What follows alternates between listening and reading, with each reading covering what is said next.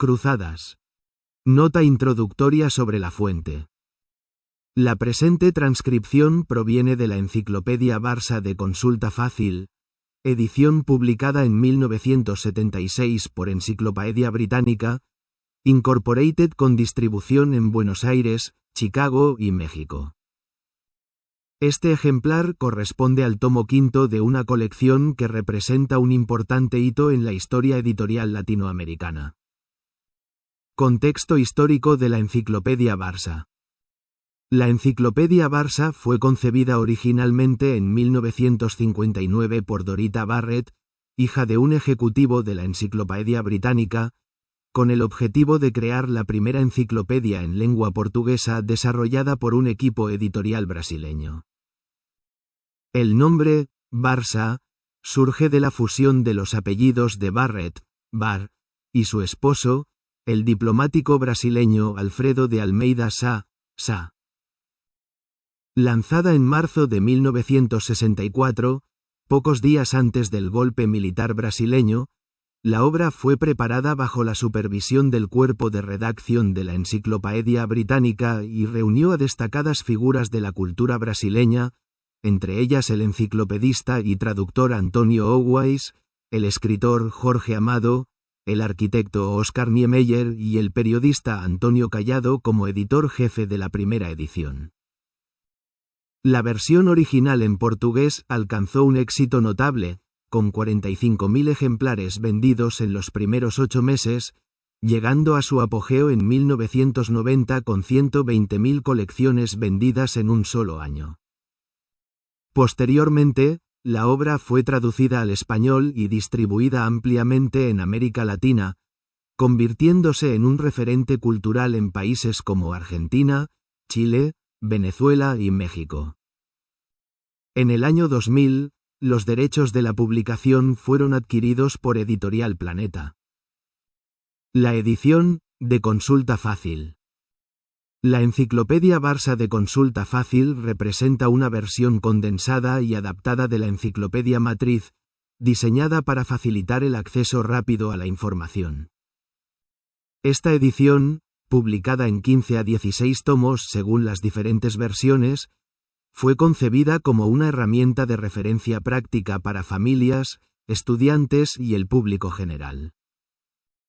La edición de 1976, preparada con el asesoramiento del cuerpo de redacción de la Enciclopedia Británica, refleja el conocimiento y los criterios editoriales de mediados de los años 70, un periodo histórico marcado por la Guerra Fría, los movimientos de descolonización y profundas transformaciones culturales en América Latina.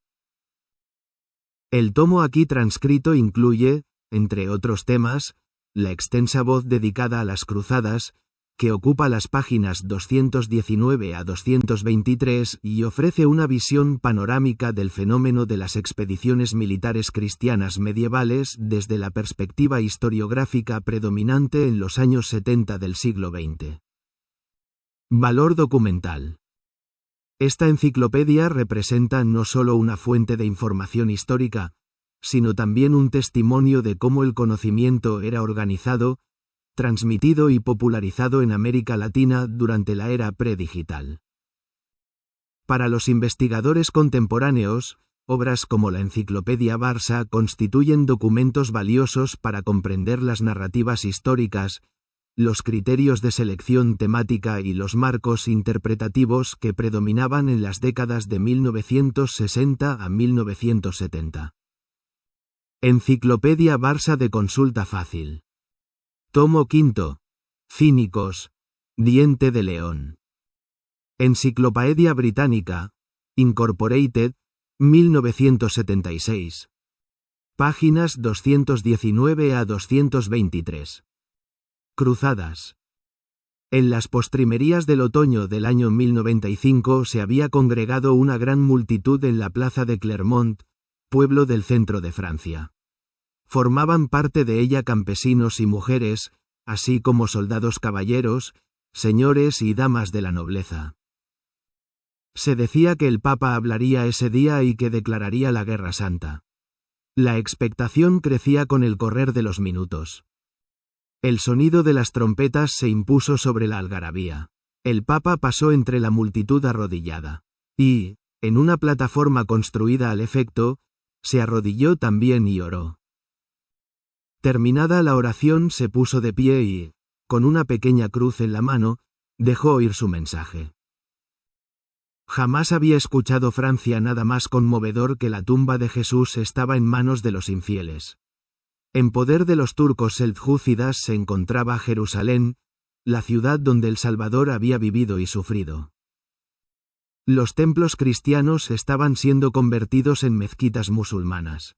Los peregrinos eran golpeados, robados y asesinados en Tierra Santa. Y, peor aún, los mahometanos avanzaban hacia el oeste. Bizancio, el imperio de los cristianos de Oriente, temía por su propia existencia. Europa debía armarse en defensa de sí y hacer frente a los infieles. A los ojos de Dios, los soldados de la cruz, cruzados, serían benditos. Bajo el influjo de la emoción, la multitud se inclinaba y lloraba. Al terminar el Papa Urbano II sus palabras, la muchedumbre gritaba enardecida: «Es la voluntad de Dios». Es la voluntad de Dios. Así empezó la época de las cruzadas.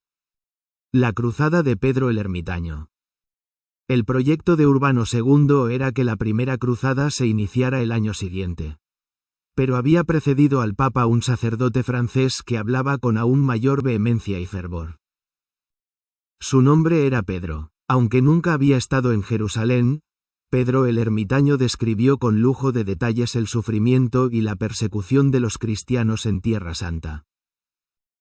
Pedro el Ermitaño, montado en humilde mula, fue de aldea en aldea y de ciudad en ciudad, y así recorrió toda Francia y la Renania predicando e incitando a la gente a la acción.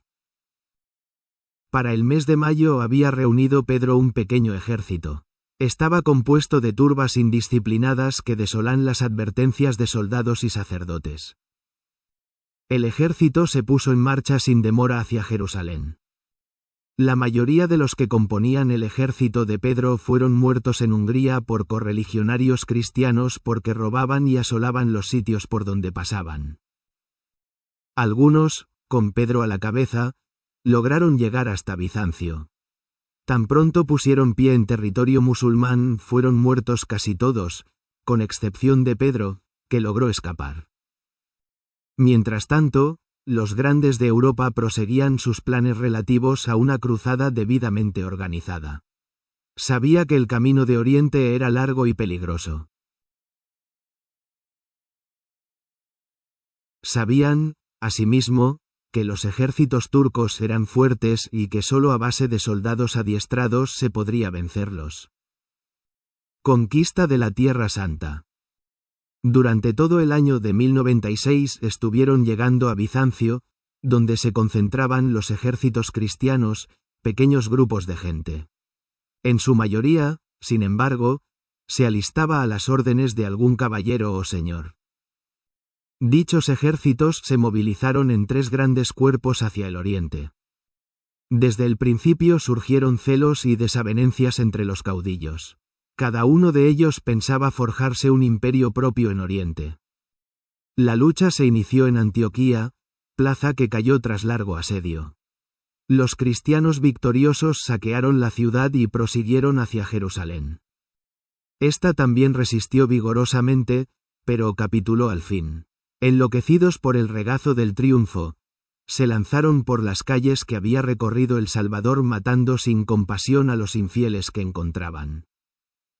Llegaron finalmente a la iglesia del Santo Sepulcro, donde se postraron de hinojos y rezaron. Con Godofredo de Bouillon como jefe, quedó establecido el reino de Jerusalén. A la muerte de aquel fue coronado rey su hermano Balduino. Los cristianos dominaban entonces las tierras costeras de Siria y Palestina. Los turcos no hicieron ningún esfuerzo serio para expulsarlos durante casi medio siglo. A pesar de los conflictos intestinos, el nuevo reino prosperó. Los puertos marítimos italianos establecieron floreciente comercio con las poblaciones costeras de Siria. Creció el comercio terrestre con el occidente y las peregrinaciones cobraron mayor popularidad que nunca. Así las cosas, los turcos se apoderaron inesperadamente de Edesa, hoy Urfa, importante ciudad del norte del reino de Jerusalén. Con ello quedó en peligro todo el reino. Alentadas por un falso sentido de seguridad, las fuerzas de los cristianos orientales habían disminuido considerablemente. Se necesitaba de nuevo recibir ayuda de Occidente. Se convenció a San Bernardo, el mejor orador de la época, de que debía lanzarse a reclutar nuevas fuerzas para una segunda cruzada. Tuvo tanto éxito que el propio rey de Francia, Luis VII, se unió personalmente a la causa. Para no resultar menos devoto, el rey Conrado III de Alemania también decidió formar parte de la cruzada. Las rivalidades entre los reyes tuvieron más rápidos resultados disolventes que los que habían tenido las de los caballeros de la primera cruzada. Los alemanes fueron los primeros en llegar al oriente. Se precipitaron a entrar en acción y resultaron prácticamente destrozados. El ejército del rey Luis perdió mucha gente en el largo recorrido, no obstante lo cual intentó apoderarse de Damasco, empresa en la que fracasó. Los supervivientes del desastre regresaron a su país. El fracaso de la segunda cruzada dejó Jerusalén a merced de los turcos. Fueron estos cercándola, hasta tomarla en 1187. El oriente musulmán se hallaba nuevamente unido bajo la dirección del sultán Saladino. Ideales un tanto semejantes a los de los cristianos impulsaban a los musulmanes. La tierra que aquellos dominaban era sagrada también para estos por su profeta Mahoma. La tercera cruzada comenzó en 1189. La encabezaron 3 reyes: Felipe Augusto, de Francia, Federico Barbarroja, de Alemania, y Ricardo I, Corazón de León, de Inglaterra. Todo hacía suponer que en esta empresa se hallaran plenamente unidos los reyes europeos. No bastaron los sentimientos religiosos en esta ocasión para reclutar a quienes debían integrar los ejércitos. Hubo necesidad de ofrecer muchos beneficios. Se les eximió de sus deudas a los que se daban de alta en la cruzada. Se impuso una contribución a todos los que quedaran en casa. Pero a medida que crecían los ejércitos crecían también las rivalidades. Camino del Oriente se ahogó el rey Federico. Solo una parte mínima de sus fuerzas pudieron llegar al lugar de cita, que era cerca de Acre. Esta plaza la sitiaron Felipe Augusto y Ricardo, y la tomaron en 1191. La victoria salvó algunas de las posesiones cristianas en Siria. Allí terminó la conquista, ya que Felipe regresó a Francia casi inmediatamente. Ricardo permaneció en Tierra Santa durante un año más, sin lograr otra cosa que celebrar un tratado con Saladino por el que se permitía a los peregrinos cristianos visitar Jerusalén. Tras el fracaso de la Tercera Cruzada, el Papa Inocencio III incitó a una nueva guerra santa. Se había propuesto que la Cuarta Cruzada fuera verdaderamente religiosa. Aspiraba a que se viera libre de las rivalidades y de la codicia que determinaron los primeros fracasos. Pero no había contado con sus generales. La Cuarta Cruzada resultó animada de menos espíritu religioso que cualquiera de las anteriores. Los cruzados se embarcaron en 1202, en Venecia, aparentemente con destino a Egipto. Sin embargo, los verdaderos pretendientes y Alejo, hijo del pretendiente al trono del Imperio de Oriente, convencieron a la mayoría de que tomaran el rumbo de Bizancio. Conquistaron dicha ciudad en 1204. Entonces, y no obstante las continuas peticiones y órdenes del Papa, se quedaron un año en espera de las recompensas que Alejo les había prometido. La gente de la Cuarta Cruzada no salió de Bizancio sino hasta después de haber saqueado la ciudad y haber impuesto un gobernante occidental, Balduino de Flandes. Las reyertas entre los cristianos de Oriente y Occidente habían sido siempre graves. Los bizantinos habían solicitado al principio la ayuda occidental contra los infieles. Después de las primeras cruzadas concluyeron que la conquista turca no era peor que la dominación de los occidentales. En consecuencia, poca fue la ayuda que prestaron a los nuevos cruzados. Con frecuencia lucharon abiertamente en contra de ellos. Los cristianos de Oriente tenían un historial de siglos de cultura, arte y ciencia. Consideraban a los recién llegados occidentales poco menos que bárbaros. A su vez, en cambio, les asombraban la cultura y el lujo de sus hermanos de Oriente. Llevaron muchos de sus conocimientos y costumbres a sus patrias cuando regresaron a ellas. La cruzada infantil. La invasión occidental a Bizancio no puso fin a las cruzadas. Antes bien, la causa se enriqueció con un nuevo tinte religioso. El año 1212 tuvo lugar el más extraordinario esfuerzo de todos. Bajo el signo de la cruz se levantó en armas un numeroso grupo de niños. Nadie sabe a punto fijo cómo se inició la cruzada infantil, pero se interpretó como una señal de Dios. Teniendo como caudillo a un joven pastor llamado Esteban, se congregaron en Francia alrededor de 30.000 niños. Se encaminaron hacia Marsella. Criaturas apenas capaces de andar siguieron a sus hermanos y hermanas mayores. Muchos de estos niños sintieron miedo y no tardaron en regresar a sus hogares. Otros perecieron a causa de las penalidades del viaje. A pesar de todos los tropiezos, llegó a Marsella un número considerable de niños. Esteban les había prometido que las aguas del Mediterráneo les abrirían una senda hacia Palestina. Los niños se entregaron a la oración, pero el Mediterráneo permaneció sordo a sus súplicas. Entonces se ofrecieron unos mercaderes del puerto para llevarlos a Palestina, pero, en lugar de cumplir lo ofrecido, los condujeron a Egipto, donde los vendieron como esclavos. Mientras tanto, otro ejército de 20.000 niños se había reunido en Alemania bajo la dirección del niño Nicolás. Cruzaron los Alpes hacia Italia. La gran aventura sucumbió de hambre y frío. Los restantes se descorazonaron y desistieron de su propósito de llegar a Tierra Santa. La quinta y sexta cruzadas. Para mantener la fe en los niños, Inocencio III comenzó inmediatamente a planear otra cruzada. En 1219 las tropas de la Quinta Cruzada se hallaban en Egipto. Los caudillos eran Pelagio, cardenal delegado, y Juan de Brienne, sucesor al título de rey de Jerusalén. Tomaron Damieta, albergaron la ayuda del rey Federico II, de Alemania, antes de seguir adelante, pero Federico no llegó. Los ejércitos del sultán reaccionaron y los cristianos fueron arrojados del país. No se perdió la esperanza, ya que Federico había jurado hacerse cruzado bajo el signo de la cruz. Finalmente, lo cumplió en 1228, e inició la Sexta Cruzada. Había adquirido el título de rey de Jerusalén. Probablemente era más poderoso en él el deseo de recobrar su reino que el de recuperar la Tierra Santa para los cristianos. Al Papa Gregorio IX disgustaron profundamente sus muchas dilaciones y a poco de iniciarse la cruzada lo excomulgó.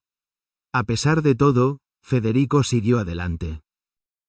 Cuando llegó al Oriente no luchó sino que concluyó un tratado con el sultán de Egipto, según el cual se asignaba Jerusalén a los cristianos durante 10 años. No obstante haber quedado los santos lugares nuevamente en poder suyo, los cristianos no aprovecharon las pasadas enseñanzas. Transcurridos los 10 años no lograron ponerse de acuerdo, ni unirse para defender el reino. Cayó Jerusalén otra vez en 1244. Quedó desde entonces, hasta la Primera Guerra Mundial, en manos de los maometanos. Se realizaron 2 nuevos intentos para recuperar la Tierra Santa. El primero, conocido como la Séptima Cruzada, tuvo como jefe al rey Luis IX, de Francia, canonizado más tarde. Luis era sinceramente devoto y anhelaba la reconquista de la Tierra Santa para su iglesia. Entró en Egipto en 1249, y tuvo algún éxito al principio. Sin embargo, Su gente fue derrotada y el propio rey fue tomado prisionero. Algunos meses después fue rescatado y permaneció 4 años más en el Oriente. El año 1267 volvió a la lid bajo la señal de la cruz. En esta ocasión lo ayudaron su hermano Carlos de Anjou y el príncipe Eduardo, que más tarde fue rey de Inglaterra con el nombre de Eduardo I. Los contingentes de la Octava Cruzada se aprestaron al conflicto. En 1270, precisamente la víspera de la batalla, murió el rey Luis. Carlos quedó como jefe, pero, en vez de luchar, celebró un tratado. Este pacto no se encaminó en la recuperación de Jerusalén, lo que no satisfizo al príncipe Eduardo. Permaneció este otro año en Tierra Santa, pero no pudo recobrar mucho territorio. Resultado de las cruzadas. Terminaron las cruzadas. El triunfo fue de los musulmanes, que siguieron siendo dueños de Jerusalén. Habían logrado tanta destreza en sus luchas contra Occidente, que en el curso de los 100 años siguientes lograron llegar hasta orillas del Danubio. Aunque aparentemente derrotados, los cristianos occidentales habían logrado muchas ventajas como resultado de este período de lucha. Se habían abierto nuevas rutas al comercio y comenzaron a desarrollarse las ciudades comerciales. Los comerciantes se convirtieron en la clase más importante entre las plebeyas. Los productos de Oriente, sedas, especias, perlas y demás habían logrado crear demanda. Esto influyó para que más tarde se buscaran nuevas rutas al Oriente. La búsqueda de las mismas resultó en el descubrimiento de las primeras exploraciones de América. Además, la guerra se hizo científica. El mundo occidental se compenetró del saber bizantino y arábigo. Sus conocimientos en cuanto a los orientales, la forma de embellecer y hacer más resistentes sus edificios. Con las cruzadas se inició el sistema metódico de las contribuciones. Se fundaron las órdenes de los hospitalarios o caballeros de San Juan, los caballeros templarios y los caballeros teutónicos. Probablemente, de no ser por las cruzadas, no hubiera surgido el Renacimiento tan temprano. Con el choque de las culturas de Oriente y Occidente se generalizó más el saber. Aparecieron historias orientales, geografías y narraciones de viajes. Las lenguas orientales fueron objeto de estudio. Surgieron canciones acerca de las hazañas de los cruzados. Todo esto se tradujo en un gran adelanto de la literatura. Desde el punto de vista militar, las cruzadas fueron un fracaso, que se debió a los egoísmos, mezquindades y ambiciones de sus caudillos. Sin embargo, la gran mayoría de los que lucharon por la cruz, lo hicieron honradamente, impulsados por fines religiosos y nobles. En la historia de la humanidad este período sigue considerándose como glorioso. Véase el índice en el primer tomo. Véase el índice en el primer tomo. Postfacio interpretativo. Una narración equilibrada entre crítica y reconocimiento. El artículo sobre las cruzadas publicado en la Enciclopedia Barça de 1976 representa un ejemplo notable de divulgación histórica equilibrada que merece ser analizado por su capacidad de presentar simultáneamente los aspectos críticos y constructivos de un fenómeno histórico complejo. Contrariamente a lo que se podría esperar de una obra enciclopédica destinada a un público católico latinoamericano en los años 70, este texto no adopta una postura apologética o celebrativa acrítica, sino que ofrece en cambio una evaluación articulada que reconoce tanto los fracasos morales y militares como los beneficios culturales derivados de las cruzadas. La dimensión crítica: violencia, avidez y fracasos. Una de las características más notables del artículo es la franqueza con que describe los aspectos negativos de las cruzadas. Desde las primeras líneas dedicadas a la primera cruzada, el texto no duda en evidenciar las celos y desavenencias entre los caudillos, que surgieron, desde el principio, atribuyendo estos conflictos al hecho de que, cada uno de ellos pensaba forjarse un imperio propio en Oriente. Esta crítica a las motivaciones materiales y a la ambición personal de los líderes cruzados recorre todo el artículo como un hilo conductor constante. La descripción de la conquista de Jerusalén es particularmente significativa. El artículo no usa eufemismos. Los cruzados, enloquecidos por el regazo del triunfo, se lanzaron por las calles que había recorrido el Salvador matando sin compasión a los infieles que encontraban. El uso del término, enloquecidos, sugiere una pérdida de control irracional, mientras que la yuxtaposición entre las calles que había recorrido el Salvador y el acto de matar, sin compasión, crea un contraste deliberado que subraya la hipocresía moral del evento. La cruzada de Pedro el Ermitaño se presenta como un desastre completo, con un detalle particularmente revelador. La mayoría de los que componían el ejército de Pedro fueron muertos en Hungría por correligionarios cristianos porque robaban y asolaban los sitios por donde pasaban. El hecho de que cristianos mataran a otros cristianos a causa de su comportamiento depredador demuestra una voluntad de no ocultar las contradicciones internas del movimiento cruzado. La cruzada infantil de 1212 se describe como una tragedia horrible sin ninguna glorificación. El destino de los 30.000 niños franceses, vendidos como esclavos en Egipto por mercaderes sin escrúpulos, se narra con empatía por las víctimas y condena implícita para quienes los explotaron. El relato de los 20.000 niños alemanes que sucumbieron de hambre y frío, atravesando los Alpes es igualmente conmovedor. No hay aquí ningún intento de presentar este episodio como ejemplo de fe heroica, sino más bien como manifestación del fanatismo y la manipulación. El reconocimiento de la superioridad cultural bizantina. Uno de los aspectos más notables del artículo, particularmente significativo para una obra destinada a un público occidental y católico, es el reconocimiento explícito y sin ambigüedades de la superioridad cultural de los cristianos de Oriente respecto a los cruzados occidentales.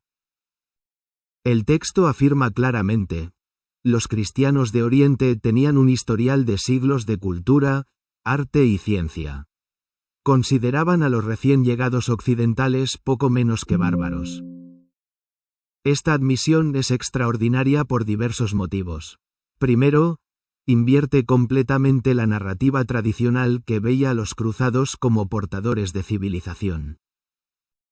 Segundo, usa el término bárbaros, término técnicamente preciso desde el punto de vista bizantino, pero que en el imaginario occidental moderno tiene connotaciones fuertemente negativas. Tercero, y quizás más importante, el artículo presenta esta evaluación bizantina como justificada, no como prejuicio, insertándola después de haber descrito el saqueo de ciudades cristianas y los comportamientos violentos de los cruzados.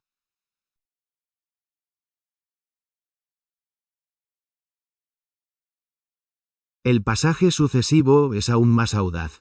Después de las primeras cruzadas concluyeron que la conquista turca no era peor que la dominación de los occidentales. En consecuencia, poca fue la ayuda que prestaron a los nuevos cruzados. Con frecuencia lucharon abiertamente en contra de ellos. Aquí el artículo está afirmando que los cristianos bizantinos preferían ser gobernados por musulmanes antes que por cristianos occidentales.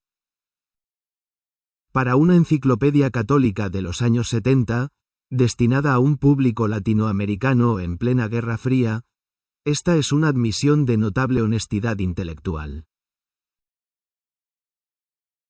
La Cuarta Cruzada. La traición de la cristiandad.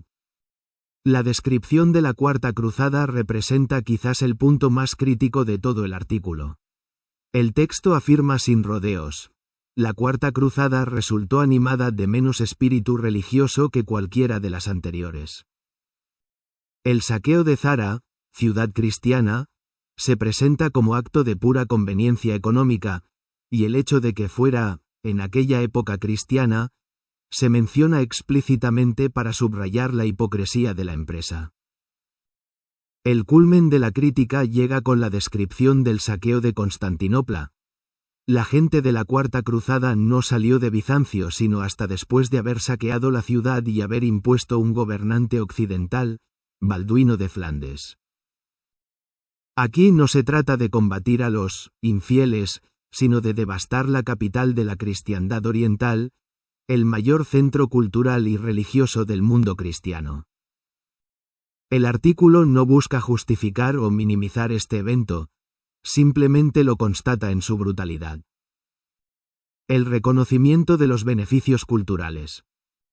Después de haber presentado un cuadro tan crítico de los aspectos militares, políticos y morales de las cruzadas, el artículo dedica la sección final a los beneficios que derivaron para Occidente. Es importante notar que esta sección no contradice o minimiza las críticas precedentes, sino que opera más bien una distinción entre las consecuencias intencionales, a menudo negativas, y aquellas no intencionales, largamente positivas, de las cruzadas. El artículo enumera con precisión las ventajas concretas. Apertura de nuevas rutas comerciales. Desarrollo de las ciudades mercantiles, nacimiento de una clase mercantil influyente, absorción del saber bizantino y arábigo, progresos en la arquitectura y en las técnicas constructivas, desarrollo del sistema tributario, fundación de las órdenes caballerescas, estímulo para el renacimiento a través del contacto entre culturas orientales y occidentales, difusión de literatura geográfica y de viaje, estudio de las lenguas orientales, nacimiento de una literatura épica cruzada. Significativamente, estos beneficios se presentan como resultado del choque de las culturas de Oriente y Occidente, no como mérito intrínseco de los cruzados. Occidente aprende, absorbe, se enriquece culturalmente a través del contacto, a menudo violento y conflictual, con civilizaciones más avanzadas. Los cristianos occidentales llevaron muchos de sus conocimientos y costumbres a sus patrias cuando regresaron a ellas, admitiendo implícitamente que eran los bizantinos y los árabes los detentores de estos conocimientos superiores. La conclusión. Una dialéctica sofisticada. La conclusión del artículo opera una síntesis dialéctica sofisticada que merece atención. Desde el punto de vista militar, las cruzadas fueron un fracaso, que se debió a los egoísmos, mezquindades y ambiciones de sus caudillos. Sin embargo, la gran mayoría de los que lucharon por la cruz, lo hicieron honradamente, impulsados por fines religiosos y nobles. En la historia de la humanidad este período sigue considerándose como glorioso. Esta formulación opera una triple distinción. Primero, reconoce el fracaso militar sin ambigüedad. Segundo, atribuye este fracaso no a circunstancias externas sino a defectos morales específicos de los líderes, egoísmos, mezquindades y ambiciones. Tercero, salva el idealismo de las masas de cruzados comunes, distinguiéndolos de las élites corruptas. La frase final, este período sigue considerándose como glorioso, está formulada con cuidado. No dice, fue glorioso, afirmación de hecho, sino, sigue considerándose como glorioso, afirmación sobre la percepción histórica. Esta es una distinción importante. El artículo está constatando que existe una tradición historiográfica y cultural que considera gloriosas las cruzadas, sin necesariamente suscribir esta evaluación de modo acrítico. El contexto de la divulgación histórica en los años 70. Para comprender plenamente el valor de este artículo, es necesario contextualizarlo en el panorama de la divulgación histórica de los años 70. Este era un período de transición en la historiografía de las cruzadas. Los historiadores académicos estaban comenzando a poner en discusión las narrativas románticas y nacionalistas decimonónicas, pero estas nuevas interpretaciones no habían aún permeado plenamente la divulgación popular. La publicación en 1972 de la obra de Joshua Prawer The Crusaders' Kingdom, European Colonialism in the Middle Ages había propuesto una interpretación de las cruzadas como fenómeno protocolonial, mientras estudiosos como Jonathan Riley Smith estaban desarrollando enfoques más sofisticados a las motivaciones religiosas y penitenciales de los cruzados. La enciclopedia Barça refleja solo parcialmente estas nuevas corrientes, mantiene una estructura narrativa tradicional concentrada en las 8 cruzadas canónicas, pero incorpora elementos críticos que revelan la influencia de una historiografía más madura. Lo que hace este artículo particularmente interesante es que logra ser crítico sin ser iconoclasta, equilibrado sin ser apologético. No adopta el lenguaje del colonialismo, que habría sido demasiado controversial para el público de destinación, pero presenta igualmente elementos que podrían soportar una lectura crítica del fenómeno cruzado: la admisión de la codicia, del saqueo, de la violencia contra otros cristianos, de la preferencia bizantina por el dominio turco. Una valoración revisada.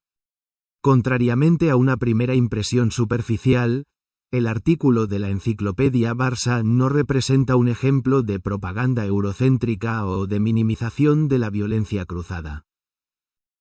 Al contrario, demuestra una notable honestidad intelectual al reconocer tanto los fracasos como los resultados de las cruzadas, al presentar la perspectiva bizantina con respeto, y al criticar abiertamente la avidez y la ambición de los líderes occidentales.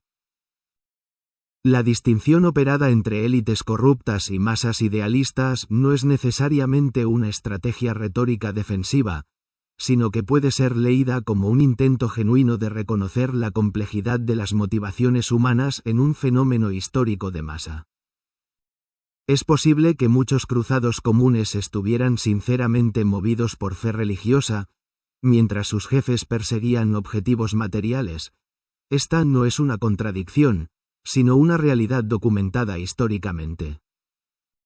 El equilibrio del artículo está precisamente en su capacidad de mantener en tensión elementos aparentemente contradictorios: fracaso militar y progreso cultural, idealismo religioso y codicia material, barbarie occidental y superioridad bizantina, violencia brutal e intercambio cultural fecundo.